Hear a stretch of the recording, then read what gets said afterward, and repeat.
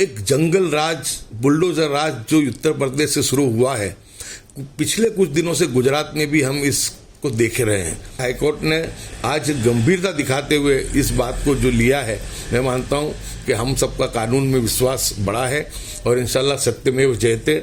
कल जब कोर्ट इस पे आगे सुनेगी तो हमें उम्मीद है कि कोर्ट जो भी है डॉक्यूमेंट के आधार पे देख करके इंसाफ का जो है वो फैसला करेगी।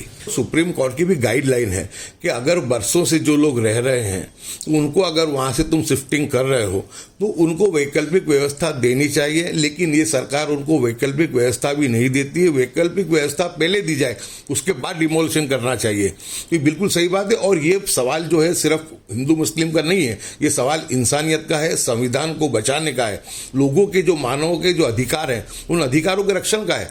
कि दाहोद के अंदर जितना परेशान नगीना मस्जिद को लेकर के, मज़ारात को लेकर के मुस्लिम है, इसी तरीके से वहां पे जो मंदिर ढाए गए, जो 5000 दुकानें ढाई गई, उसमें ज्यादातर हिंदू समाज के लोगों की है, तो वो भी बहुत परेशान है। और वो लोग भी, मैंने सुना है कि वो लोग भी हाईकोर्ट में, उनका वकील, वो लोग भी अपनी तरफ से पेश करेंगे। लोकशाही का बिल्कुल हनन हो रहा है, उसकी हत्या हो रही है, किसी की कोई बात सुनी नहीं जा रही है। एसडीएम का, सरकारी तंत्र का, पुलिस का जो रोल है वो बिल्कुल सरकार के दबाव में आकर के जो सूचना गांधीनगर से उनको मिलती है, सिर्फ उसका हर हाल में, हर कीमत पे उनको पालन करना है। लोगों की क्या भावना है, लोगों की क्या समस्या है, उसको उनको नहीं देखना है। गांधीनगर से उनके आकाओं ने जो ऑर्डर दे दिया है, उस ऑर्डर पे ही उनको अमल करना है। मैं मानता हूं कि लोकशाही में ऐसी बातें नहीं चल सकती। आपके माध्यम से गुजरात की तमाम आवाम को कहना चाहता हूं कि जहां कहीं पर भी ऐसी घटनाएं बनती हो, वहां पे लोग धर्म जाति को भूल करके सिर्फ इंसानियत के लिए, संविधान के लिए लोग बाहर आए। होता ऐसा है कि अगर किसी मस्जिद टूट रही है तो मस्जिद के ट्रस्टी हैं बेचारे 2, 5, 10 लोग या 2, 5, 10 लोगों के साथ के वही दौड़ते हैं। नहीं, समाज को, इसमें पूरे समाज को इकट्ठा होना चाहिए, हर चीज को भूल करके इकट्ठा होना चाहिए।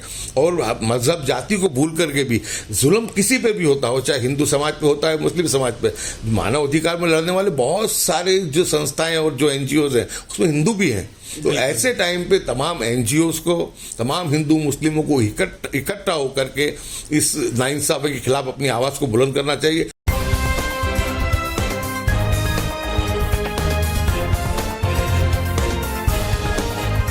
आप देख रहे हैं देश लाइव, देश की आवाज।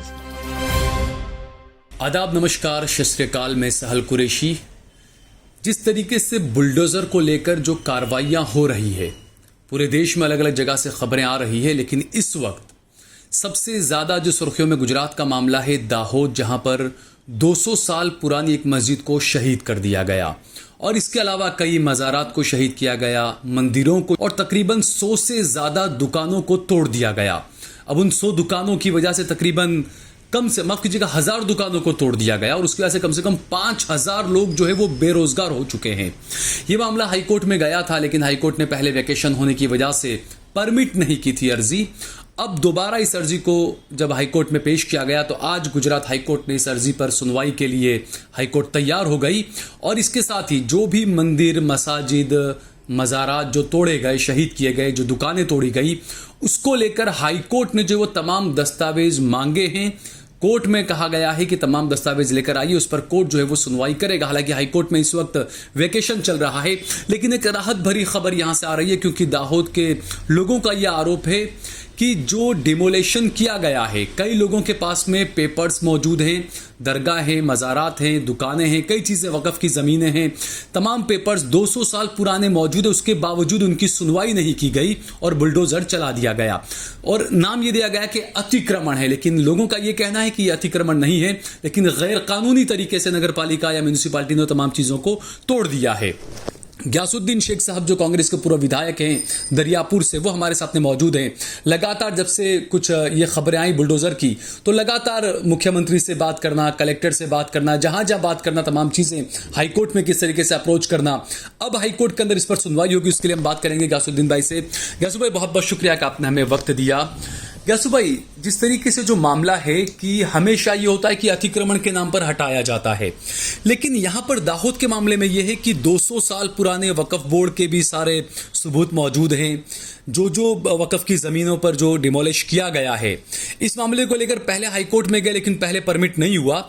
अब गुजरात हाईकोर्ट ने परमिट कर लिया और गुजरात हाईकोर्ट इस पर सुनवाई कर रही है। दस्तावेज मांगे हैं गुजरात हाईकोर्ट ने सारे।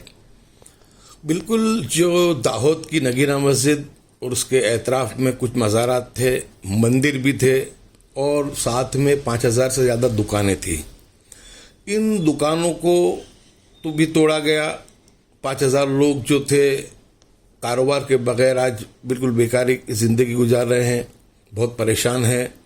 मस्जिद के मामले को लेकर के भी गुजरात राज्य के वक्फ बोर्ड ने खुद ने लेटर लिख करके एसडीएम को भी कहा है कि ये वक्फ बोर्ड में रजिस्टर है, ये 100 साल से ज़्यादा पुराने इसके दस्तावेज हैं। मस्जिद तो वैसे 200 साल पुरानी है, यानी बिल्कुल लीगली तरीके से मस्जिद बनी हुई है। मस्जिद के आगे जो 6 फुट का इलीगल कंस्ट्रक्शन था वो मस्जिद के ट्रस्टियों ने खुद की मर्जी से तोड़ दिया। यानी जो कहें इसको कि यानी कोई वहाँ पर अभी फिलहाल जो था गैर कायदेसर कोई चीज़ मस्जिद के पास नहीं थी। मैं मानता हूँ कि ये बिल्कुल एक जंगल राज, बुलडोजर राज जो उत्तर प्रदेश से शुरू हुआ है, पिछले कुछ दिनों से गुजरात में भी हम इसको देख रहे हैं। लेकिन मैं मानता हूं कि कहीं पर सरकारी जगह पे बने हुए हों या इलीगल कंस्ट्रक्शन उसको तोड़े तो उसके सामने किसी की मुखालिफत नहीं होती। और सिर्फ ये मस्जिद की बात नहीं कर रहे हैं, चाहे मस्जिद हो, मंदिर हो, चाहे कॉमर्शियल सेंटर हो या लोगों के रिहायशी मकान हो, जहां भी अगर लीगल हैं, उनके दस्तावेज हैं और वो 100 साल से पुराने, तो उनको ऐसी चीज़ों को कॉरपोरेशन को तोड़ना नहीं चाहिए। लेकिन स्मार्ट सिटी के नाम से जो प्रोजेक्ट आया है उसको लेकर के जो कहर ढाया जा रहा है दाहोद में, मैं मानता हूं कि बहुत दुख की बात है।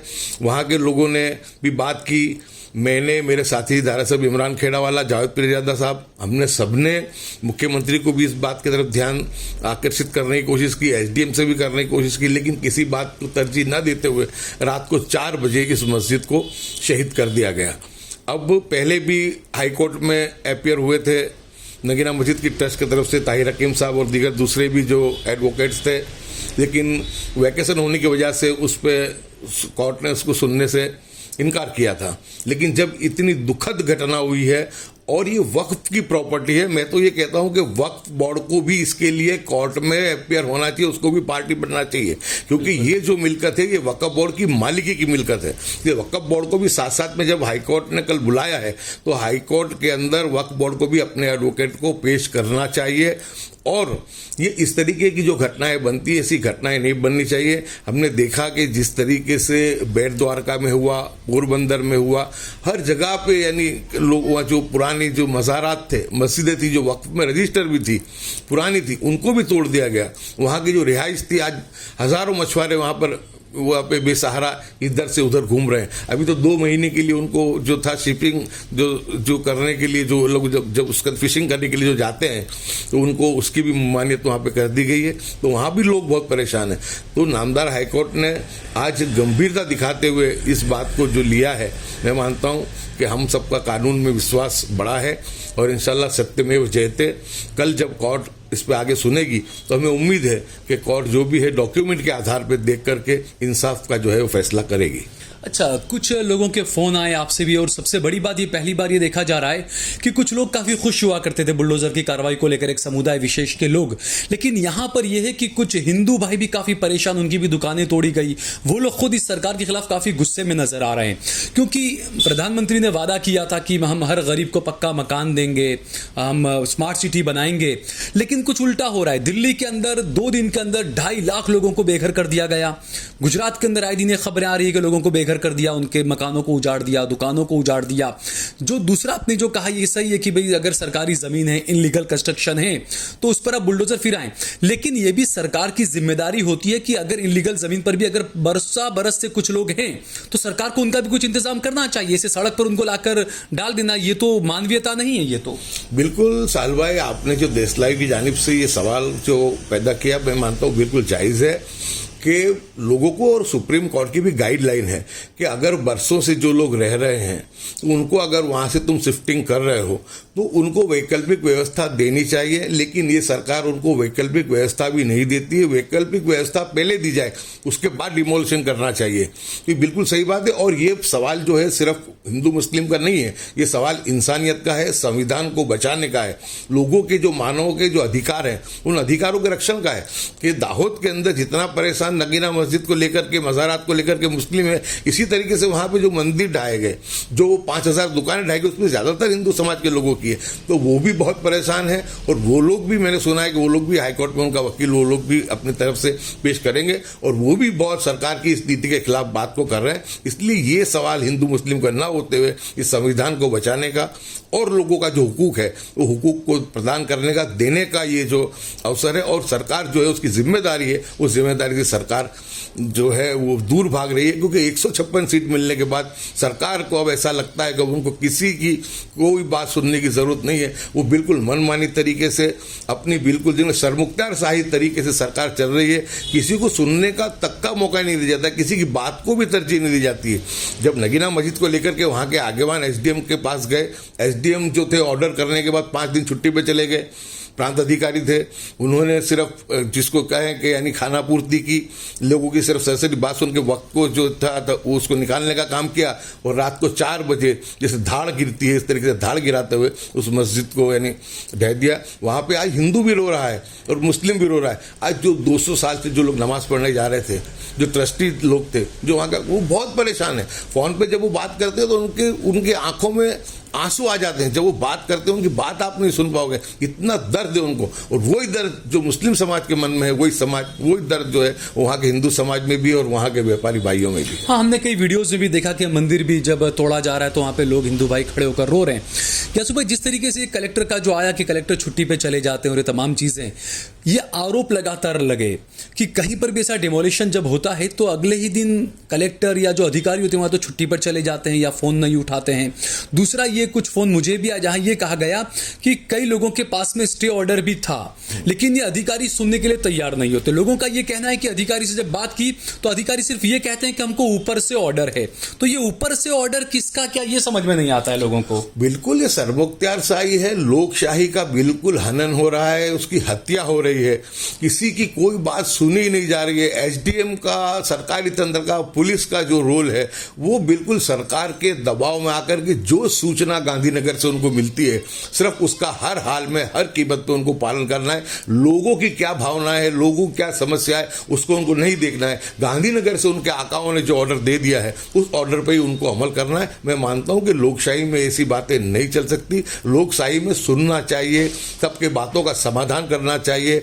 अगर वैकल्पिक व्यवस्था दे सकते हो तो सबसे पहले वैकल्पिक व्यवस्था देने का जो प्रावधान है, और सुप्रीम कोर्ट ने भी कहा है, वो पहले देनी चाहिए। और जो मज़ारात या मंदिर जो 100 साल से पुराने हैं, ऐसे तो चीज़ों को बिल्कुल से भी कहीं पर भी हाथ नहीं लगाना चाहिए। मैं तो आपके माध्यम से गुजरात की तमाम आवाम को कहना चाहता हूं कि जहां कहीं पर भी ऐसी घटनाएं बनती हो, वहां पे लोग धर्म जाति को भूल करके सिर्फ इंसानियत के लिए, संविधान के लिए लोग बाहर आए। होता ऐसा है कि अगर किसी मस्जिद टूट रही है तो मस्जिद के ट्रस्टी हैं बेचारे 2-5-10 लोग या 2-5-10 लोगों के साथ के वही दौड़ते हैं। नहीं, समाज को, इसमें पूरे समाज को इकट्ठा होना चाहिए, हर चीज को भूल करके इकट्ठा होना चाहिए। और मजहब जाति को भूल करके भी जुल्म किसी पे भी होता हो, चाहे हिंदू समाज पे होता है, मुस्लिम समाज पे, मानव अधिकार में लड़ने वाले बहुत सारे जो संस्थाएं और जो एनजीओज हैं उसमें हिंदू भी हैं। तो ऐसे टाइम पे तमाम एनजीओज को, तमाम हिंदू मुस्लिमों को इकट्ठा होकर के इस नाइंसाफी के खिलाफ अपनी आवाज को बुलंद करना चाहिए।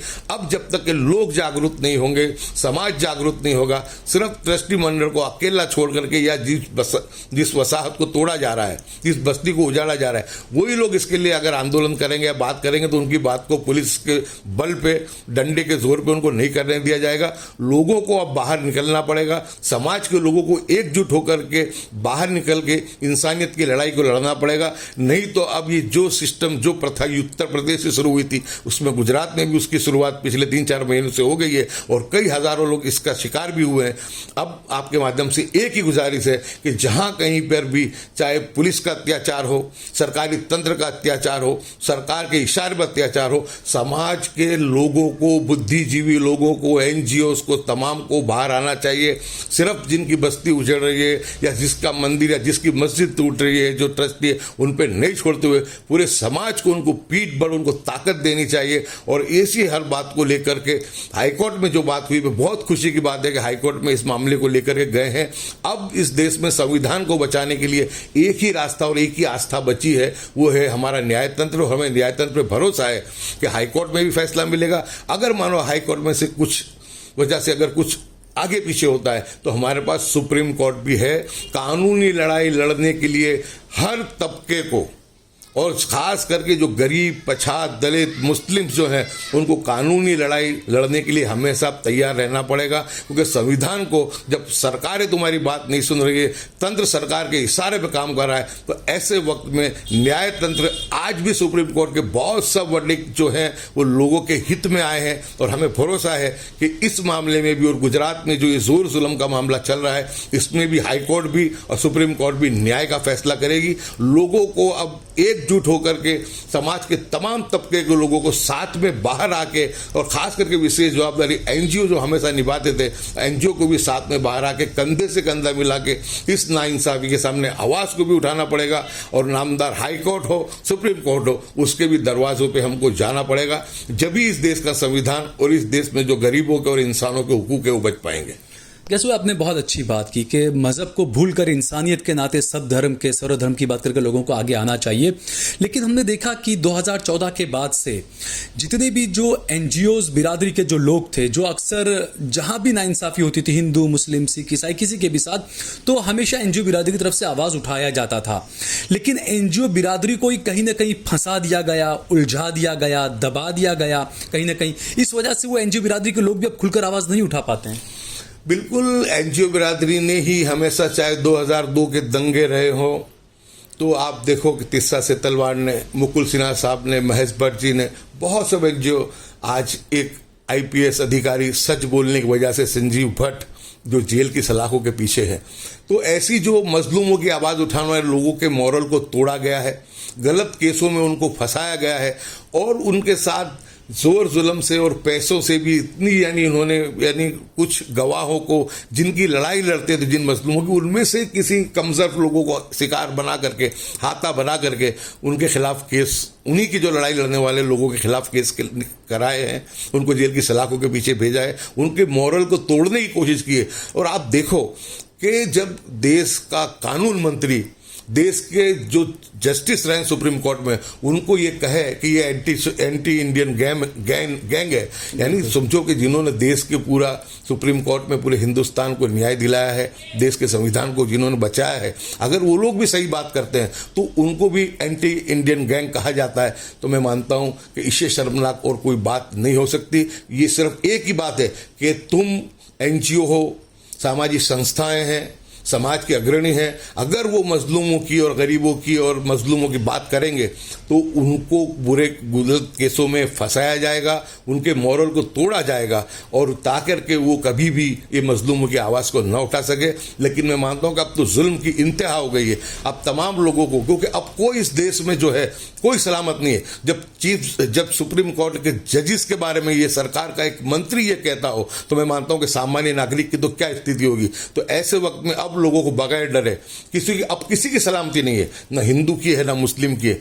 आवाज जो भी उठाएगा, इंसाफ की बात जो भी करेगा, जुल्म के खिलाफ जो भी बोलेगा, और सरकार के खिलाफ अगर कोई भी बात करेगा तो उसको बिल्कुल एंटी इंडियन, देशद्रोही का लक़ब दिया जाएगा। लेकिन अब इस चीज़ों की परवाह करे बगैर सब लोगों को पूरी ताकत के साथ बाहर आना चाहिए। और जो लोग एनजीओ लड़ाई लड़ते हैं, ऐसे एनजीओ को समाज के भी जो बुद्धिजीवी हैं, समाज के जो संजीदा लोग हैं, उन सबके भी उनको समर्थन देना चाहिए, उनके साथ कंधे से कंधे मिला करके ये लड़ाई को लड़ना चाहिए। और अब मैं ये मानता हूँ कि जिस तरीके के हालात हैं पूरे देश में और गुजरात में, अब कानूनी लड़ाई के सिवा और ज़मीन पे आकर के गांधी चिंध्या मार्ग से शांति के साथ, सलामती के साथ, संविधान के साथ हमको सबको एकजुट होकर हिंदू मुस्लिम को इस लड़ाई को लड़ना पड़ेगा। जब भी इस देश का संविधान भी बचेगा और मानव के जो है वो अधिकार भी बचेंगे। ठीक है ग्यासु भाई, बहुत बहुत शुक्रिया हमसे बातचीत करने के लिए। शुक्रिया, आप इस बहुत अहम मुद्दे पे आपने ये बात को रखा है और आपकी जो देश लाइव चैनल का जो एक ये रहा है कि हमेशा सच को बोलता है, हक को बोलता है और एक बड़ा उसका असर भी होता है। और उम्मीद करते हैं कि आपकी जो मुहिम है और जो NGO जो मुहिम चला रहे हैं, जो वकीला हजरात जो इसकी लड़ाई लड़ रहे हैं, उनको सबको कामयाबी मिलेगी और उनको पूरा साथ समर्थन हमारा भी रहेगा। ठीक है, शुक्रिया, बहुत बहुत शुक्रिया।